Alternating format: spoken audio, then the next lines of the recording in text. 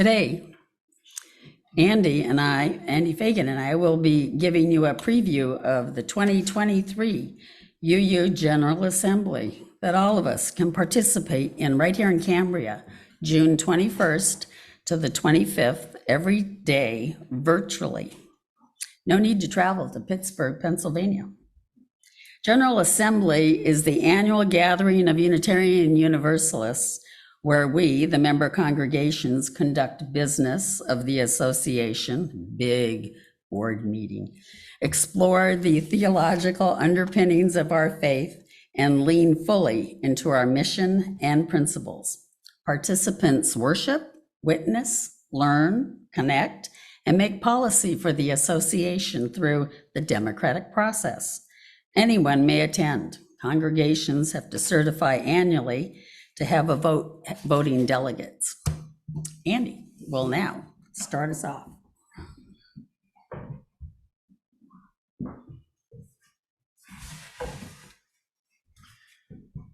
Thanks, Dolores. Thanks for having me partner with you on this talk, and thanks for the beautiful prayers and readings that you've done so far. They were so well chosen and written.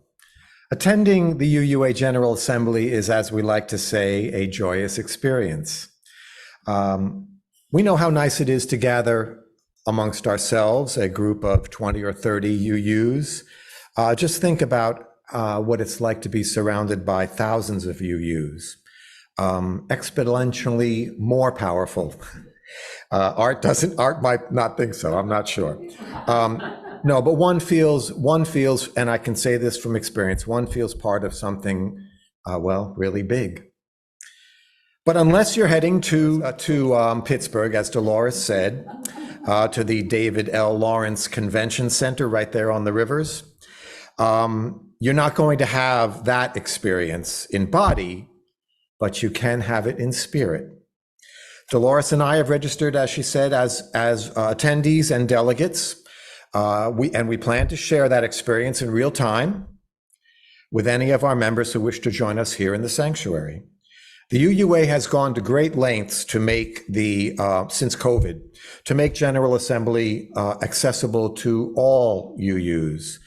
And so they have done a great job of televising the events, and we'll be screening all the general sessions, worship sessions, as well as some of the workshops here on the big screen.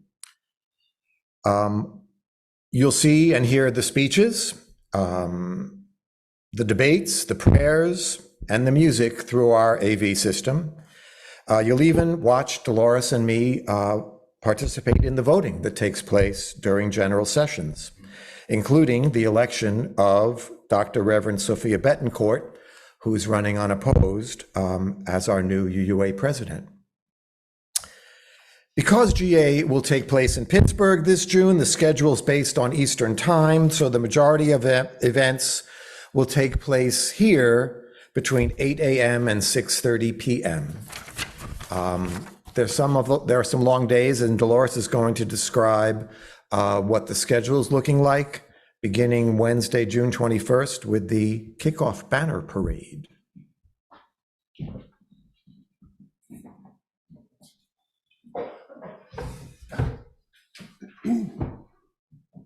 So there's our, that's the schedule. As you notice, the green, so it starts for here, Pacific Coast time on the left-hand side there. That's the little, so it starts at 8 o'clock technically here. We're gonna try and get here every day before 8 o'clock. And you'll notice there's 3 different areas. And the first one is this big green one. That's the general session that we all can hear and listen to. But Andy and I, because our church is only allotted 2 delegates from each, from our congregation based on the size. And so we'll be voting, but you can all be listening and arguing with us. Okay, and then there's the blue ones, excuse me, and then the workshops, which are in those peach color looking ones. Okay, there's a ton of workshops, and then the blue ones are the worship, and the worship every day.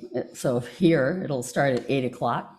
Really good. I mean, some really good speakers, ministers that run the worship on that. And then on Sunday, we're going to have a worship, and I'll show you who's speaking on that in a minute. So that's the schedule.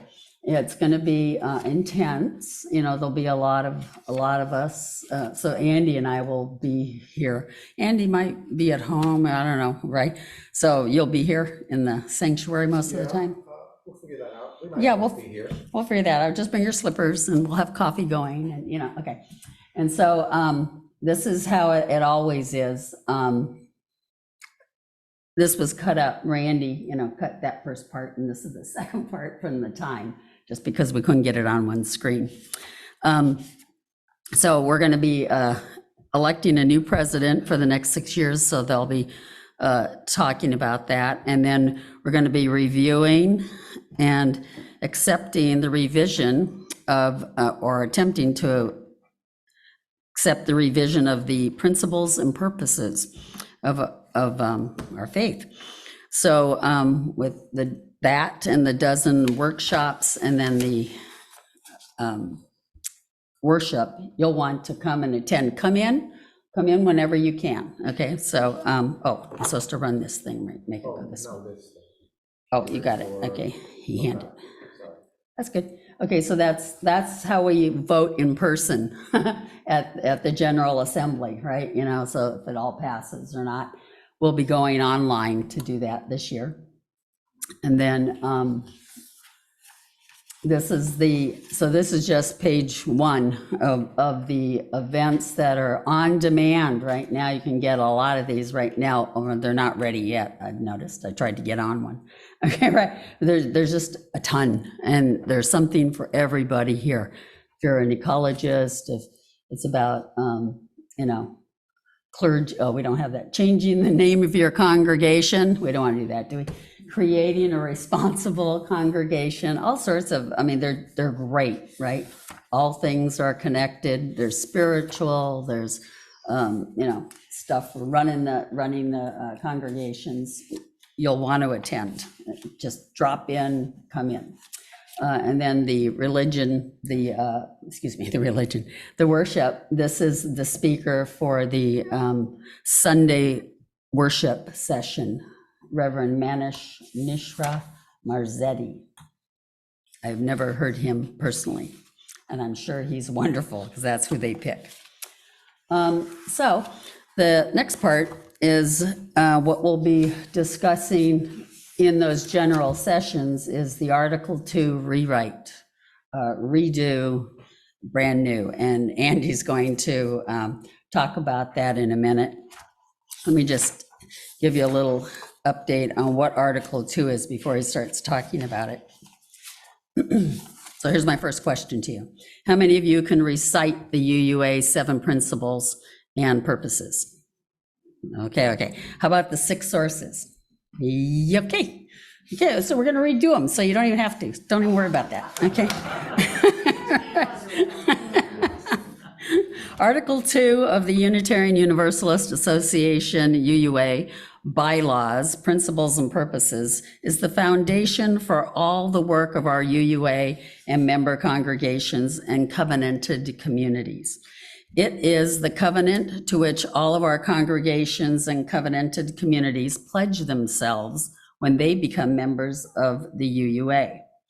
Our current principles and purposes were last revised in, and I see 2 different dates, either 1985 or 1987 at the General Assembly.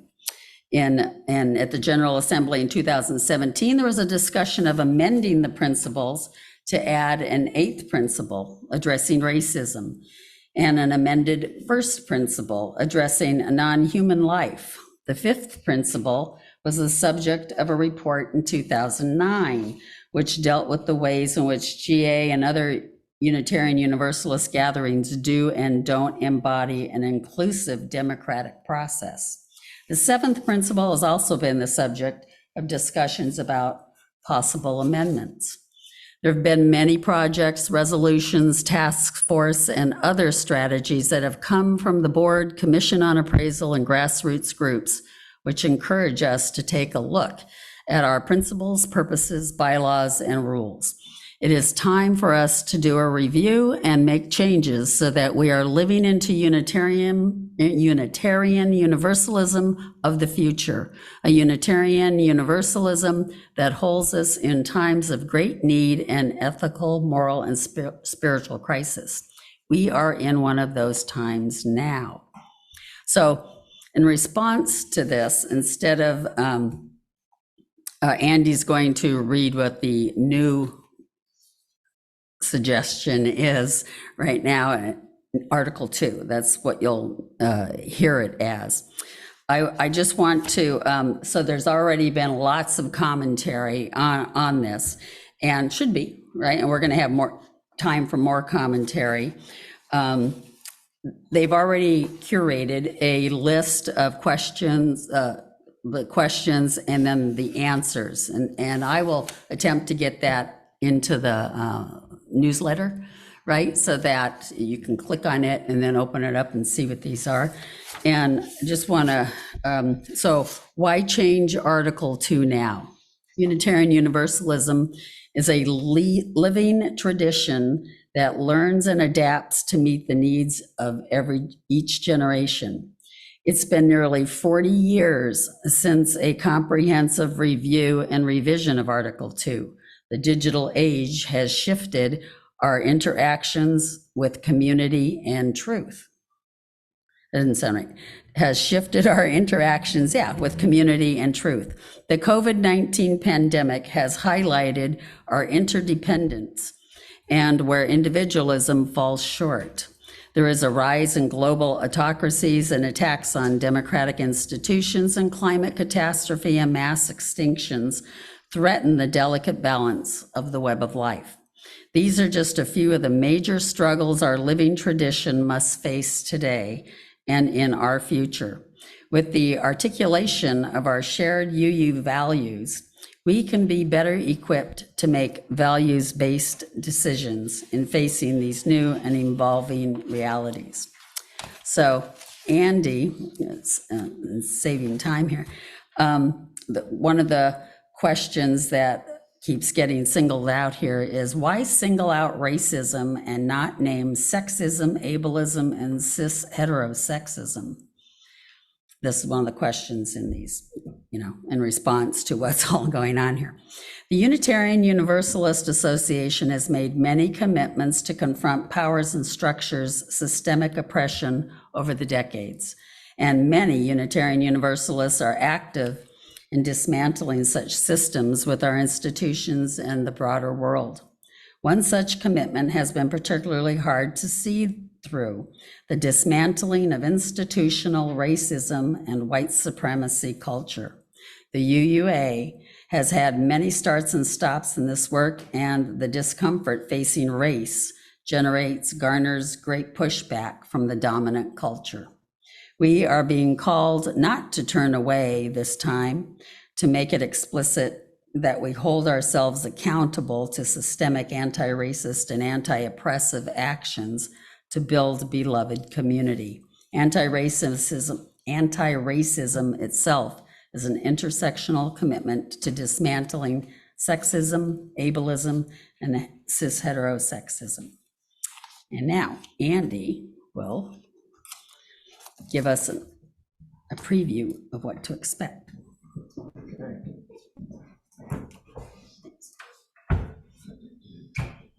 Okay, thanks, Dolores. So it's fair to say that big changes are coming. I think you got it. Article 2 is the part of our bylaws that spells out currently the 7 principles and the sources. That's been around a long time, and this commission has revised them. You're going to hear, as I'm going to share them with you, and you'll hear a lot of the language that you're used to, but then you're going to hear a lot of language that's new. You may be wondering, well, I thought the 8th principle was part of this. Actually, that was a separate movement that also came up during the last 10, 15 years. Its language is incorporated into the new wording, which doesn't really call itself 7 principles anymore. So let's get to it. noting that this is going to be proposed. Is Friday the general session when this is going to be debated? Yes. The Friday general session that you saw on that chart, there's lots of business to be discussed at the general sessions. The Friday session is dedicated to this. And, people line up and have their comments, respond to the questions Dolores referred to, and anything else. So there'll be a lot of debate. I don't even know how they're going to get to a conclusion in one afternoon. But they have been good at sort of tightening the process over the last few years, and they will call a vote at some point. So unless it goes completely off the rails, Dolores and I will be voting whether to accept the current language or the language as it gets amended during that process. All right. So here is the breakdown of the new bylaws structure. You can see 5 sections, and those are the titles of the 5 sections. And I felt like the wording was so important because this is going to be our new guidelines more than, I have a better word for it. You'll hear some familiar words which have been carried over from the 7 principles as well as the proposed 8th principle, as well as a lot of reframing of beliefs we hold dear. So, Section C2.1, purposes. And I'm just going to read them as you follow along. I figured between my voice and the printed word, it would have the best impact. And all of this is available online if you choose to follow up. The Unitarian Universalist Association will devote its resources to use its originalization powers for religious, educational, its organizational powers for religious, educational, and humanitarian purposes. Its primary purposes are to assist congregations in their vital ministries, support and train leaders, both lay and professional, to foster lifelong faith formation, to heal historic injustices, and to advance our Unitarian Universalist values in the world. The purpose of the Unitarian Universalist Association is to actively engage its members in the transformation of the world through liberating love. Section C2.2, Values and Covenant. As Unitarian Universalists, we covenant, congregation to congregation, and through our association, to support and assist one another in our ministries. We draw from our heritages of freedom, reason, hope, and courage, building on the foundation of love. Love is the power that holds us together and is at the center of our shared values. We are accountable to one another for doing the work of living our shared values through the spiritual discipline of love. Now, this graphic is offered up as an illustration of the inseparable, of how the next segments are inseparable from one another. These shared values are inseparable from one another. And this is as close as they come to 7 principles. Now it's 6 values. And the first one is, as you can see, interdependence. We honor the interdependent web of all existence. We covenant to cherish Earth and all beings by creating and nurturing relationships of care and respect. With humility and reverence, we acknowledge our place in the great web of life, and we work to repair harm and damaged relationships. Pluralism. We celebrate that we are all sacred beings, diverse in culture, experience, and theology. We covenant to learn from one another in our free and responsible search for truth and meaning. We embrace our differences and commonalities with love, curiosity, and respect. Justice. We work to be diverse, multicultural, beloved communities where all thrive. We covenant to dismantle racism and all forms of systemic oppression. We support the use of inclusive democratic processes to make decisions. Transformation. We adapt to the changing world. We covenant to collectively transform and grow spiritually and ethically. Openness to change is fundamental to our Unitarian and Universalist heritages, never complete and never perfect. Generosity. We cultivate a spirit of gratitude and hope. We covenant to freely and compassionately share our faith, presence, and resources. Our generosity connects us to one another in relationships of interdependence and mutuality. And finally, equity. We declare that every person has the right to flourish with inherent dignity and worthiness. We covenant to use our time, wisdom, attention, and money to build and sustain fully accessible and inclusive communities. Now we get back to the sections. That was all section C2.2. We continue with section C2.3 called Inspirations. And this is roughly where like sources used to be, but different. Inspirations. As Unitarian Universalists, we use and are inspired by sacred and secular understandings that help us to live into our values. We respect the histories, contexts, and cultures in which they were created and are currently practiced. These sources ground us and sustain us in ordinary, difficult, and joyous times. Grateful for the religious ancestries we inherit and the diversity which enriches our faith, we are called to ever deepen and expand our wisdom. Inclusion. Systems of power, privilege, and oppression have traditionally created barriers for persons and groups with particular identities, ages, abilities, and histories.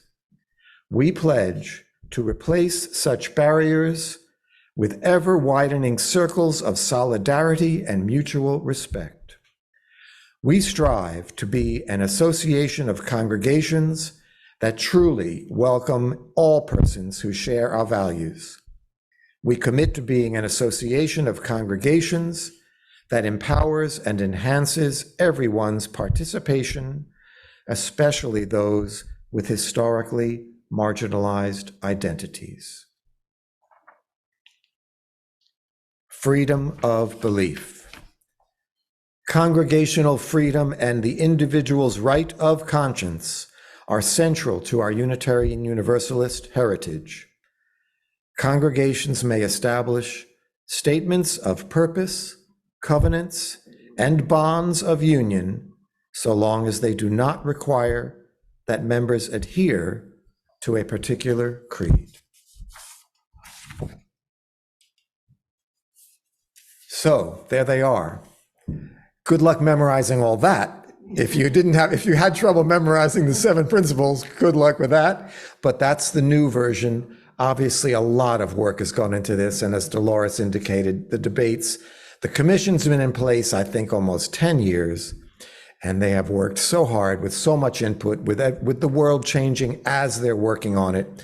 It's really remarkable. They're an amazing group of people. They will present this like I did, but hopefully better, at the GA, and the debates will ensue, and we'll see what happens. Okay, moving on to the next section of the overall talk about General Assembly, another big deal, and we've talked about it before. Robert and I spoke about, don't do that, spoke about articles of immediate witness, AIWs, in prior discussions about GA. It keeps wanting to advance. I don't know why. You got the picture in case it goes ahead. An action of immediate witness is a statement about a significant action, event, or development in the world that necessitates immediate engagement and action among UU member congregations and groups. That's the idea. And so every year, anybody, any member, any congregation as a group or a member as an individual can recommend an article of immediate witness to address an immediate issue. They are previewed in a pre-General Assembly meeting, and then 3 are chosen to go to General Assembly for a vote. And those AIWs guide the UUA and its members in annual focus on what's most important right now. Last year, just to remind you, last year's 3 AIWs were: we do not consent, rejecting legal challenges to abortion. Number 2 was anti-racism and reparations via restorative justice. And the third one's title, obviously the body of the AIW followed the titles, but you get the idea. The third one was opposition to the privatization of medicine, Medicare. Those were the 3 topics that rose to the top of the list last year. They were important last year, they're still important, and 3 more will be coming this year. Dolores. Now we can get to this slide. This is the one of the great programs at the General Assembly is the WARE lecture. It's in consultation with the General Assembly and the UUA president, and they invite a distinguished guest every year to speak at the WARE lecture. And this year it's Amani Perry. She is the Hughes Rogers Professor of African American Studies at Princeton. And in the summer, she will join the faculty at Harvard University as a Radcliffe professor. She has written, I guess that we might end up reading, right, in our group. Yeah, South to America, a journey below the Mason-Dixon to understand the soul of a nation. And so you will want to be sure to attend the WARE lecture to see her on that. And then Andy has a slide of 100 years of WARE lectures, people that have come in.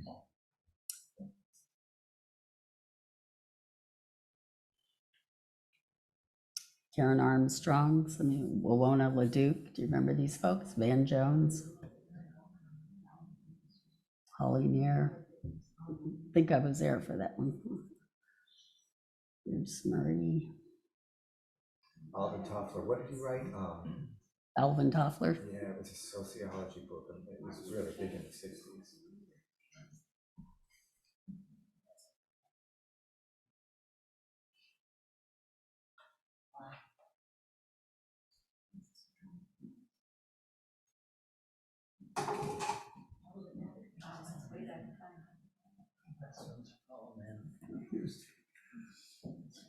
There was only one year that there was not, right? There was not a WARE lecture. It was the war, 45, yeah, around there.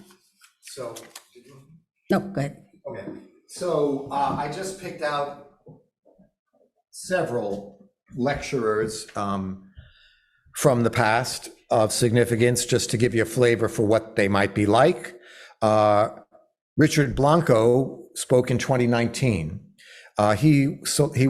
Richard was selected by President Obama as the 5th inaugural poet in US history. Richard Blanco is the youngest and the first Latino immigrant and gay person to serve in such a role. So he read the poem at one of Obama's inaugurations, probably the second one. No, he was selected, yeah. Brian Stevenson, when many of us know Brian. He spoke in 2017, founder and executive director of the Equal Justice Initiative in Montgomery, Alabama. Crucial leader in racial justice. Sister Simone Campbell spoke in 2014. She's the executive director of the network and founder of Nuns on the Bus. Remember them? She spoke before GA on walking towards trouble as an act of faith. Mary Oliver in 2006, the beloved poet who means so much to many of us. Cornel West, I was there for that, 2015. Cornel West is a prominent and fiery, provocative Democratic intellectual. Krista Tippett, 2016, one of my favorites, right? The Peabody Award-winning host of the podcast On Being, formerly Speaking of Faith. She spoke in 2016. Stacey Abrams spoke in 2021 on an all-virtual GA. She launched Fair Fight Action after the 2018 gubernatorial election to ensure every American has a voice in our election system, and she's remained on the forefront of that campaign. Kurt Vonnegut, 1986, described his connection to Unitarian Universalism with characteristic sarcasm. He said, in order not to seem spiritually inept to strangers trying to get a fix on me, I sometimes say I'm a Unitarian Universalist. So that denomination claims me as one of their own. And finally, Martin Luther King Jr. spoke in 1966. His lecture was entitled, Don't Sleep Through the Revolution, with which he concluded, free at last, thank God Almighty, we are free at last.